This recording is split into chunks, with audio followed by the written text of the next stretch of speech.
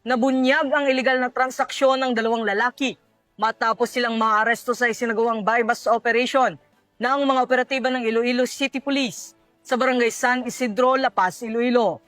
Ang report mula kay Patrolwoman Julibel Alvior. Dalawang lalaki ang naaresto sa isinagawang drug buy-bust operation ng Regional Police Drug Enforcement Unit 6 sa Zone 2 Barangay Baldoza, La Paz District, Iloilo City nito lamang ika-10 ng Oktubre taong kasalukuyan. Kinilala ang mga suspect sa alias na Jimboy, 45 taong gulang residente ng nasabing barangay at alias Lawrence, 32 taong gulang residente ng Barangay San Isidro, La Paz, Iloilo. Ayon kay Police Major Marvin Villanueva, Deputy Chief ng RPDU 6, isang sachet ng hinihinalang shabuang nabili mula sa mga suspect gamit ang 12,000 pesos smart money bilang bahagi ng operasyon.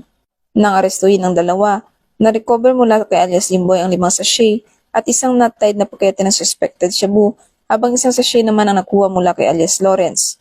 Sa kabuuan, nasa humigit kumulang 130 gramo ng illegal na droga ang nakumpiska na may market value na tinatayang 884,000 pesos.